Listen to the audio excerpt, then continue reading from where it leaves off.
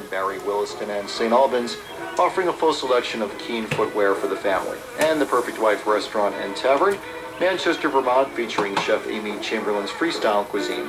PerfectWife.com.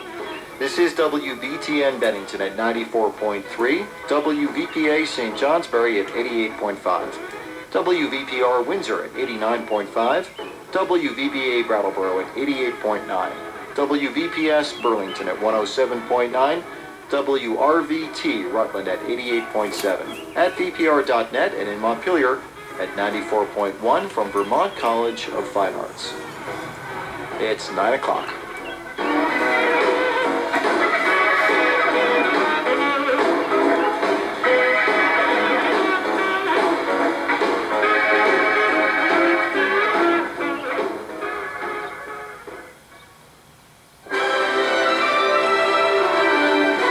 BBC World Service, this is James Kamarasamy with NewsHour. Coming up in the next 60 minutes, accusations of unlawful activity as the British government confirms that up to 90 Afghan prisoners are being held without charge in Afghanistan. This is a secret facility that they've kept secret, that Parliament doesn't know about, that the courts previously have never been told about, completely off the radar. On the 60th anniversary of Edmund Hillary's historic ascent of Mount Everest, why did he scale the world's highest peak? I think all of us really climb mountains for fun, strange as it may seem. And I think we can say that our sole reason really for climbing the mountain was for pure enjoyment. And the work of a madman, the ballet that started a riot turns 100. First, today's main news in detail. BBC News with Charles Carroll. The British government has confirmed that more than 80 Afghans are being held without charge by British forces at Camp Bastion in Helmand province. Lawyers for 8 of the men say that the detentions, allegedly for as long as 14 months, are unlawful. David Loyne reports from Kabul. The Defence Secretary Philip Hammond reacted angrily this morning to claims that Britain was operating a mini Guantanamo in southern Afghanistan.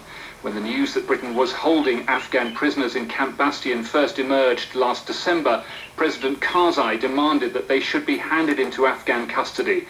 The spokesman for the Afghan Ministry of Defence, General Azimi, said today it was against Afghan law that the men were still being held. Britain faces a legal dilemma because prisoners they previously handed over to Afghan authorities have taken them to court claiming they were tortured. Mr. Hammond said he hoped to resolve the issue within a matter of days. Pakistani officials say the United States has carried out a drone strike in the northwest of the country, killing at least 6 alleged militants. They say the unmanned aircraft fired 2 missiles at a house in North Waziristan, close to the border with Afghanistan.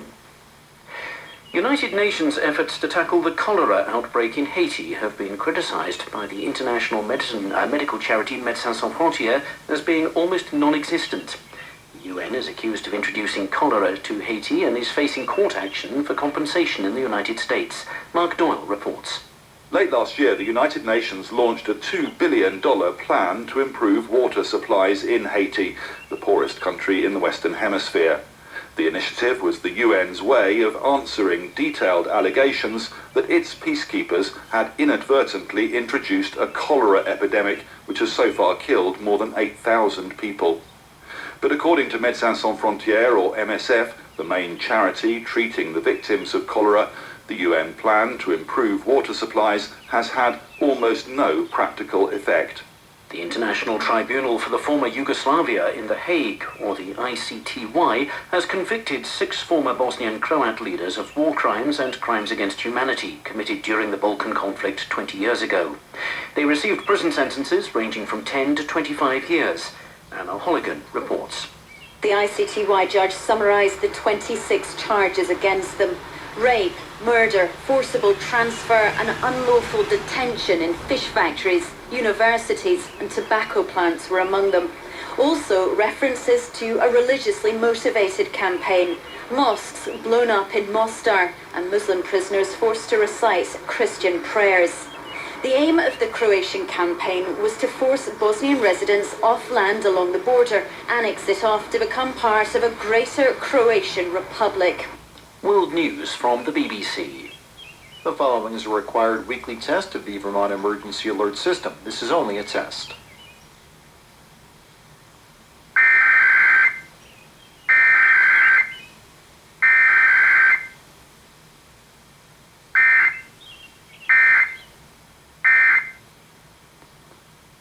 This has been a test of the Vermont Emergency Alert System. Had this been an actual emergency, VPR in the Office of Emergency Management would have provided official information or instructions. This concludes this test of the Vermont Emergency Alert System. Now from the Fairbanks Museum in St. Johnsbury, here's the Eye in the Sky forecast. Good morning.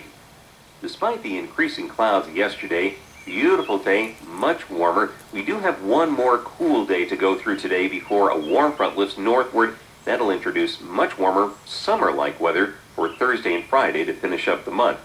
In the process of going through, though, the warm front is triggering showers and thunderstorms. Some of them could be strong this afternoon and evening with heavy downpours, gusty winds, and hail. The forecast featuring the morning showers and isolated thunderstorms, then becoming scattered this afternoon, but storms could be strong. Gusty winds, hail, heavy downpours. Temperatures 60s north and east of Interstate 89, 70s to the south and west. Tonight, evening showers and strong thunderstorms tapering off with some partial clearing after midnight, maybe some patchy fog, 50s to low 60s, and tomorrow, becoming partly sunny, it'll be warmer and a bit humid, highs in the low to mid 80s. I'm meteorologist Mark Green with an eye on the sky. This is listener-supported Vermont Public Radio, and it's 9:06.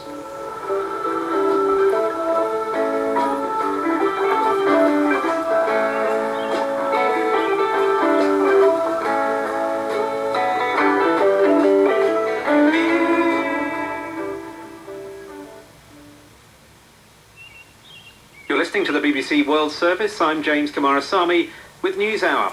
And coming up later,